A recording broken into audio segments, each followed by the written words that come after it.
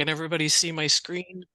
Welcome to another NEBA Spotlight. Today I'm very happy to present Sally with Brass Castle Art. Sally, tell us about your business. Well, as we've already found out, I love to play with words.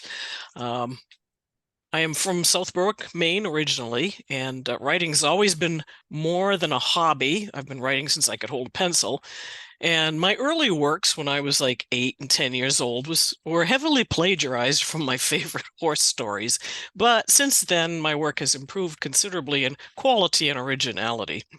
I went to College of the Atlantic in Bar Harbor, Maine. I was among the first students when it opened its doors in 1972, when a lot of colleges were closing their doors. And I graduated with its first large class. There were 12 of us with a BA in human ecology and a focus on land use planning.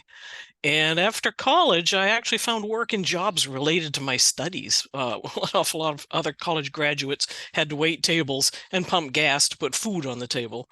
Economic situations changed, and I ended up doing pipe fitting at Bath Iron Works, building the best ships in the world, and ultimately ended up in engineering fields where I took up drafting. And a strong work ethic is one stone in the foundation of my success. Some of my interests and hobbies. In 1975, I got involved in reenacting American Revolution and American Civil War history as a musician, an itinerant sketch artist, and a military field engineer.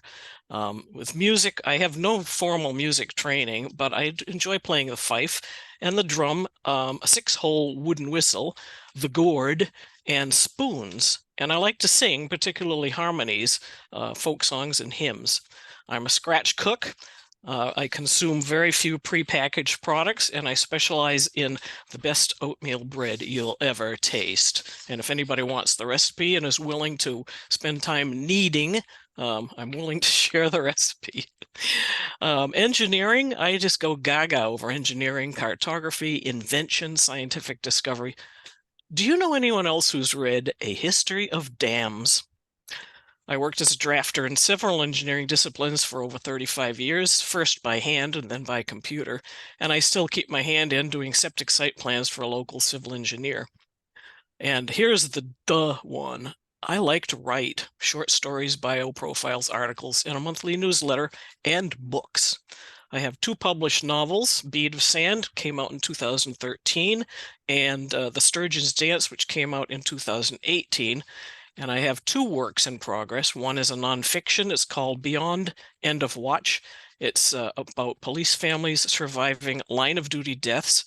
And one about Nicodemus. It's historical fiction about the last days on earth of Jesus of Nazareth.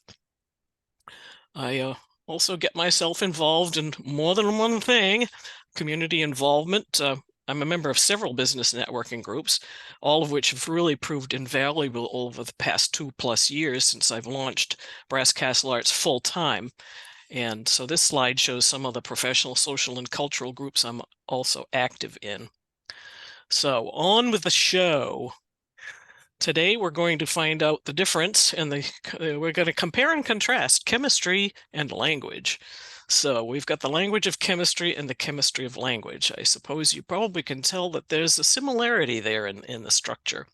Does anybody remember sentence diagramming? Or am I the old one in the group? So basic chemistry.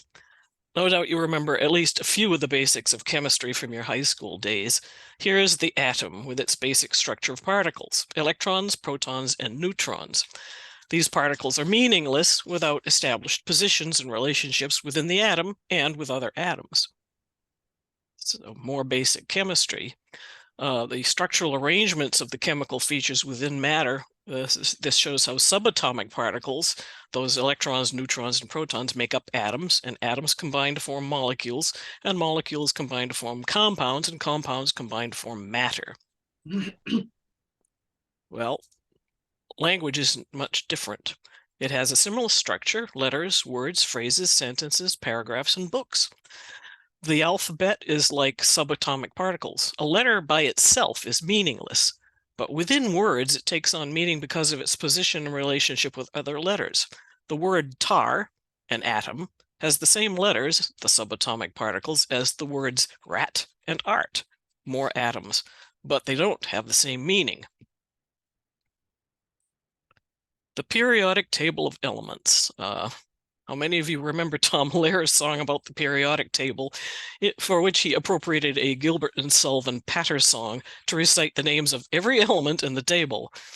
Tom Lehrer is now in his mid-90s. He was a mathematician and a political scientist at MIT and elsewhere. And in his spare time, he wrote parodies like this one that he performed.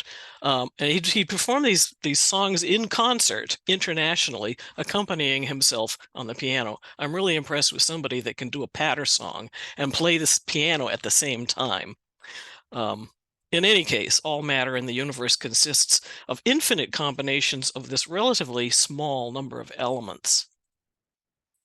So here's the periodic table of language elements. So we have, let's see, I think I missed something. Did I miss something? Yeah, yes. So the elements of language aren't all that different from those of chemistry. Our language elements, letters, are combined to form words, which are organized into sentences, which are arranged into paragraphs, and those make up the body of a document. Chemical structure, all matter, solid, liquid, and gas in the universe consists of a unique combination of chemical elements. Scientists determine the elements in matter with experiments, heat, pressure, physical manipulation, and whatever, by breaking it down and isolating its purest components, the atoms. Knowing how the matter is constructed advances their ability to apply or manipulate that structure in other situations, even in creating new matter from scratch. I was kind of wondering what that chemical on the blackboard in the background is. Sentence structure. How many of you here were subjected to sentence diagramming in school? And how many of you now shudder? How many of you now smile fondly? Well, I'm one of those nerds who smiles fondly. Like the chemists in their labs, word nerds like me break down sentences into their basic components to understand their structure. Words in different places within what appears to be the same sentence can change the sentence meaning. Here's an example. The placement of the word only changes the meaning of the sentence because only modifies the words it's near. Only she likes chocolate ice cream. She's the only one of a group who likes chocolate ice cream. She only likes chocolate ice cream, or she likes chocolate ice cream only. She likes nothing else but chocolate ice cream, as opposed to everything else edible in the world. She likes only chocolate ice cream.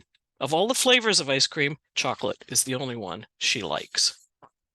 She likes chocolate only ice cream. She doesn't like other flavors served with her chocolate ice cream. She will not accept Neapolitan ice cream, which is the vanilla, strawberry, and chocolate all in the same container. Language structure. Similarly, a written document can be broken down into its individual components to its atomic level. If you need to write a paper, collect all the ideas and elements you want to discuss, and then develop an outline to address them. By decomposing a document that already exists, you can see how it is structured. You can see its outline and learn how to create a document from scratch, developing your own outline first. This kind of exercise develops the skill to design the structure of a document before you begin. The outline becomes a template, mental or a hard copy or both, to guide your design of the finished product. My oldest brother learned how to make harness for carriage horses by taking apart old harness to see how it was put together, which part of the construction was done first, which last. The infinite potential. Every written word in existence is a result of the combination of 26 letters of the alphabet. Writers have produced billions of written works throughout history, presenting and developing original concepts and ideas addressing every aspect of life. All of them have been created, expounded, and expanded upon simply by combining mere 26 letters of our puny alphabet. And that's just in alphabet-based languages. That says a lot about the infinite capacity of the human mind.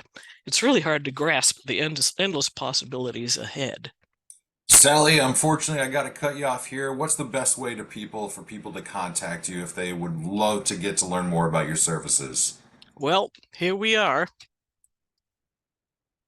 Awesome. So it's the Brass Castle Learning at Gmail. I love it. Sally, you did such a great job presenting today. We look forward to supporting you and your business going forward. Thank you very much. Thank you.